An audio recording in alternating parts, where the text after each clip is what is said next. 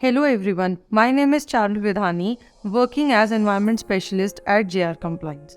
आज की वीडियो में मैं आपको अर्थ डे के बारे में बताऊंगी। अर्थ डे की हिस्ट्री के रिगार्डिंग अर्थ डे क्यों मनाया जाता है और अर्थ के लिए हमारा एज एन ह्यूमन बीइंग क्या कंसर्न रहना चाहिए जब तक हम इस धरती पर जिंदा है। सबसे पहली बात, अर्थ डे सबसे पहले 1970 में 22 अप्रैल को सेलिब्रेट किया गया था बाय सीनेटर गेलॉर्ड नेल्सन से। उन्होंने ये कंसर्न इसीलिए एनवायरनमेंट में लाके रखा कि हमें अर्थ डे सेलिब्रेट क्यों करना चाहिए।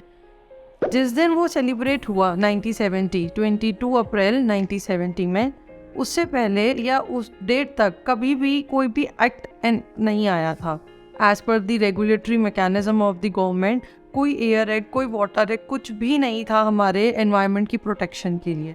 आपने नोटिस किया होगा हमारा एयर एक्ट आया इन द ईयर 1981, उससे पहले हमारा वाटर एक्ट आया 1974 में। तो आप देख सकते हैं 1970 में सेलिब्रेट किया गया, शुरुआत हुई अर्थ डे को सेलिब्रेशन की, और वो 1974 में एक इतना अच्छा रेवोल्यूशन लेकर आया कि एक वाटर एक्ट ओरिजिनेट किया गवर्नमेंट ने, जिसके अंतर्गत हमारे सारे एयर पोल्यूशन, वाटर पोल्यूशंस को कंट्रोल करने के लिए गवर्नमेंट ने पॉलिसीज़ और डायरेक्शंस इशू करे। अर्थ डे की बात की जाए, एज एन ह्यूमन बीइंग हम अर्थ को क्या दे रहे हैं आज की डेट? देखा जाए तो कुछ भी नहीं, लेकिन अर्थ जब वो उसके पास सारे रिसोर्स हैं तब भी, और जब नहीं है तब भी, वो हमें हर चीज़ प्रोवाइड करने के लिए रेडी रहती है। एज एन ह्यूमन बीइंग अगर हम देखें, हमने कोई भी चीज़ को प्रॉपर तरीके से नहीं यूज़ किया, चाहे ट्रीज़ हो, हम उसके लिए फर्नीचर बना लेते हैं उसका यूज़ करके, कॉटन हो, उसका भी हम अच्छे तरीके से यूज़ नहीं करें, और इसके चलते ही artificial crops, artificial foods market में आने लग गए।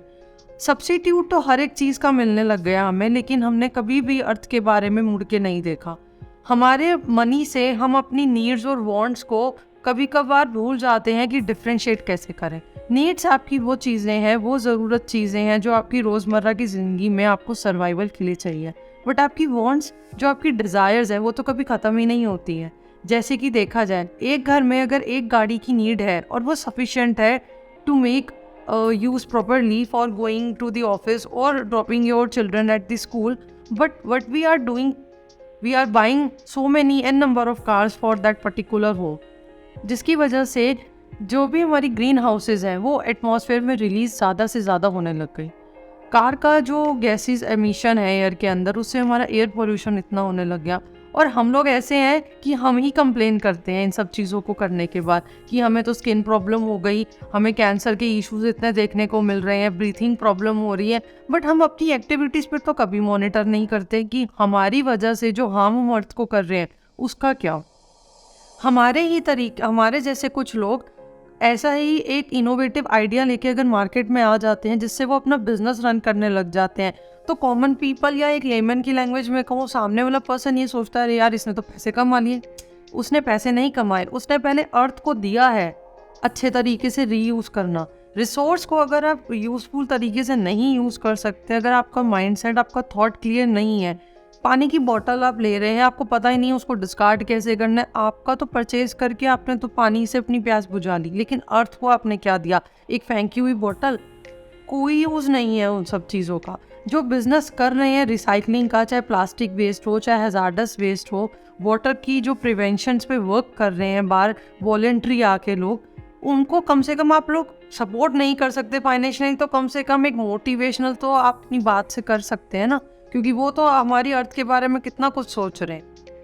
अर्थ को वो दे भी रहे हैं और अर्थ से अच्छा खासा अर्न भी कर रहे हैं, लेकिन उन्होंने अपनी नीड्स और वांट्स को बहुत ज़्यादा क्लियर करा हुआ है। आप जितने भी अच्छे सक्सेसफुल बिजनेसमैन देख लीजिए, वो कभी भी किसी भी चीज़ के लिए शो ऑफ नहीं करते हैं। आप लोगों को एप्पल तो अच्छा लगता है, खाने वाले की बात नहीं कर रही हूँ, आईफोन की बात कर रही हूँ, लेकिन उस चीज़ को बनाने के लिए कितना एप्पल के जो ऑनर है, CEO फाउंडर है, उन्होंने क्या स्टेप्स लिए हैं, प्रिवेंटिव मेजर्स क्या लिए हैं अर्थ को बचाने के लिए, आप एक बार वो भी जाके ज़रूर देखिए। क्योंकि हमारे पास इतना ज़्यादा टाइम होता है इंस्टाग्राम चलाने का, स्क्रॉल करते करते हम कभी भी मीनिंगफुल चीज़ों पे ध्यान नहीं देते हैं। सो मेरी एक रिक्वेस्ट है पर्सनल लेवल पे कि अर्थ को अगर नहीं कुछ दे सकते तो उससे कुछ छीने भी मत, क्योंकि वो उसका नेचुरल एग्जिस्टिंग है। अगर मैं बात करूं मैन मेड डिज़ास्टर्स की, तो हमारे पास इसका बहुत बड़ा एग्जाम्पल है। टूरिस्ट प्लेस जो हमारा है हिमाचल प्रदेश में शिमला, उसमें क्या हुआ था, वाटर स्कैरिसिटी का इतना बड़ा पब्लिक ने सामना किया वहाँ की, कि दिल्ली से लोग उठ उठ के शिमला जा रहे हैं, लेकिन वहाँ के जो रहने वाले लोग हैं उनके पास पीने का नहाने का पानी तक भी नहीं था। तो आप लोग अपना क्या समझ के वहाँ चले जाते हैं। घर अपना अगर आप देखें तो कितना क्लीनिनेस का ध्यान रखा जाता है। कुछ चीज़ गिर जाती तो हमारे पेरेंट्स हमें इतना ज़्यादा गुस्सा कर देते हैं, पर हमारी अर्थ जो इतना बड़ा घर है हम सब ह्यूमन बींग्स के लिए, उसका तो कोई ध्यान ही नहीं देता। तो इस चीज़ को ध्यान देने के लिए आप एज एन इंडिविजुअल तो कुछ अपना एफर्ट्स दिखाएं। अब आप कहेंगे क्या एफर्ट्स दिखाएं हम, आप अपने आप से शुरुआत ही नहीं करना चाहते हैं, प्रॉब्लम ये है। बट अगर आप ये सोचें, if you think you are a small to contribute for something, then sleep in a room with a mosquito. आपको शायद ये चीज़ समझ में आ जाएगी। एक वो मच्छर आपको पूरी रात सोने नहीं देता, आपको इतना परेशान करता है। तो अगर आप इसको पॉजिटिव वे में अर्थ को प्रिवेंट करने के लिए कुछ प्रिवेंटिव मेजर्स ले लेते हैं तो क्या दिक्कत हो जाएगी।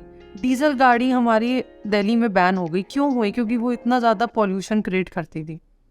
और देखा जाए इसमें डेप्थ में मैं जाऊँ, केदारनाथ की जो 2013 में हमारा सामने इतना बड़ा हादसा आया, उसमें भी आप देख सकते हैं कितनी बार गवर्नमेंट ने इश्यूज दिए, मेट्रोलॉजिकल डिपार्टमेंट ने कहा कि ये लैंड नहीं सूटेबल है, वेदर फोरकास्टिंग वालों ने कितना कुछ समझाया, लेकिन nobody is care about that rules and they are blindly constructed so many hotels, so many resorts on the mountain area, hilly areas. Then what will be the effective measure of that? क्या result रहा? Conclusion में हमें ही कितने सारे लोगों के, अब लोग फैमिली सोचते हैं हमारे साथ तो कुछ नहीं हुआ ना, हम तो जाके करते हैं। पर जिन फैमिलीज का जो कोई चला गया उनसे पूछो आप एक बार ही जाके कि उनके लिए 2013 कितना ज़्यादा ट्रेजेडिक रहा होगा। कोरोना वायरस फिर आया हमारे पास 2020 में। क्यों आया? क्योंकि as an human, as animal, और हमारा एक सेंटर में अर्थ है, ह्यूमन का जितना ज़्यादा पॉल्यूटिंग करने में एक बहुत बड़ा हाथ है उतना एनिमल्स का नहीं है। आप तो जो रास्ते में फेंक के चले जाते हैं, एनिमल्स तो वही सब खा लेते हैं। अपनी घर की वॉल्स के ऊपर तो कभी कोई स्प्लिट नहीं करता, लेकिन हमारी जो अर्थ में कहीं कहीं जगह जगह पे लिखा भी होता है kindly do not split over air, तब भी हम लोग कर रहे होते हैं। तो क्या आपकी आपकी सोच कहाँ जाती है? आप पढ़े लिखे होने के बाद सड़क पे कचरा मचा रहे हैं और एक अनपढ़ इंसान उस कचरे को उठा रहे हैं। आप सोच सकते हैं कितना बड़ा डिफरेंस है इस चीज़ में।